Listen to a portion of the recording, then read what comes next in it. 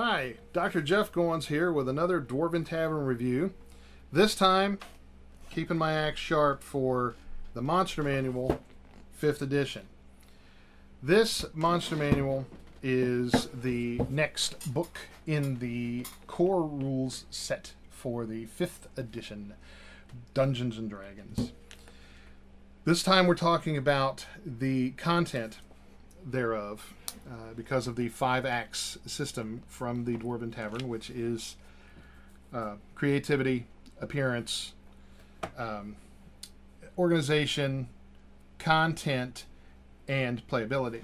Now, with this one, the content, some of the things that I wanted to mention about this particular tome is a thing that I found whilst perusing the pages.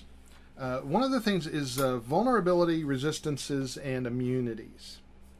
I've read some reviews online, and some folks don't like the vulnerabilities and resistance system because it makes it possible for little plinky damage to add up to killing something. And as an example, resistance, it means that from whatever mode of attack there is coming at you, you take half damage from certain types of damage, like slicing, right? Slashing damage from an axe. There are some creatures that aren't particularly vulnerable to it, and let's find one, shall we?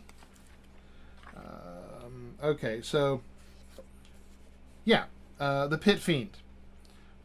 The Pit Fiend takes half damage from cold, bludgeoning, piercing, and slashing from non-magical weapons that aren't silvered.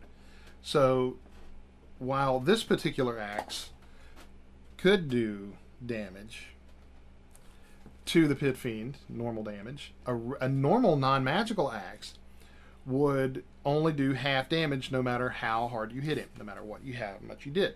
Whack. Right? So that means that somebody with a normal axe, if they could hold out long enough, they could still kill the Pit Fiend because he's still taking damage. Right? Because he's only resistant to it. He's not immune to it. That is a bone of contention amongst some. So, but that's not a flaw. That's a matter of preference. It just depends on what you want. Whereas way back hither with the werewolf, their castle. What movie is that from? With the looking under the W's for werewolf, right? Let's go to lycanthropy.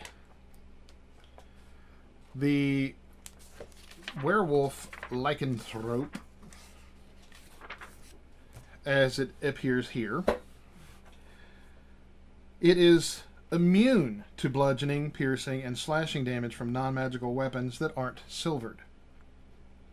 Right? So, what that means is no matter how hard you hit it with your axe, a werewolf would not go down because it is immune to the damage. That damage resistance from the 3rd edition is, I think the werewolf is, I don't see number 1 Monster Manual handy, but the 1st edition Monster Manual, or the 3.5 Monster Manual, is a damage reduction, I think, of 5 or silver, or magical. Silver and magical. So, even with this axe, well, this is magical, but even with a normal axe like this one, you could chop a werewolf down if you had a high enough strength bonus and got good rolls. You could kill it with a normal axe, right? Since when? Right? So the immunities make it well worth the price of admission. So if you had a silvered axe like a Blinking Vampire Slayer, which, you know, I didn't care for that movie at all. But if you had a silvered axe or something that was magical, it could still cut into the werewolf and do it damage, thusly. So there, and then of course the resistance to damage lets you take half damage. The vulnerability allows you, or it forces you to take double damage from that. So if you are, for example, let's go down here to the skeleton, I believe, and I believe skeletons they're vulnerable to bludgeoning damage. So, you know, skeleton comes at you, batter up, right? That makes perfect sense to me, and I like that. I'm kind of on the fence about the resistance, although it's cool that things take less damage. The fact that it can still be destroyed by plinky plinky whatever, or by whatever, it can still be destroyed, which I guess that's something that I'll get used to. I'll put it that way. So that is that. And then the other thing that I like about the way they have written the content is it makes it very easy to understand for beginners and veterans alike. For example, the other thing that I wanted to talk about was the vampire. But for example, if it has an at will, it says at will. If it's once per day, it does once per day. Innate spell casting, it does that. Then it has advantage and disadvantage, where you roll 2 dice. If you have the advantage, you take the highest. If you have the disadvantage, you roll 2 dice, take the lowest. For example, the Empyreans have the advantage on saving throws against spells, other magical effects, so forth. That means they roll 2 dice, 2 20s, and whichever one's highest, they get to keep.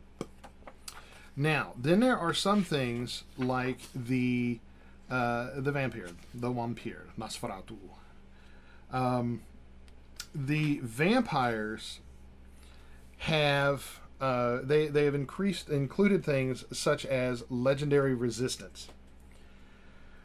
Legendary resistance 3 times per day. If the vampire fails a saving throw, it can choose to succeed instead. So it's like, I've failed my saving throw. Blah, I think I'll make it anyway, because I am vampire, and that's what I do. 3 times that. So you can do that. Another thing is the legendary actions aspect. The vampire takes 3 legendary actions, choosing from the options below. Only 1 legendary option can be used at a time, and only 1 at the end of another creature's turn. So, if you take a swing on a vampire, the vampire can choose to move, even after his turn. That's legendary.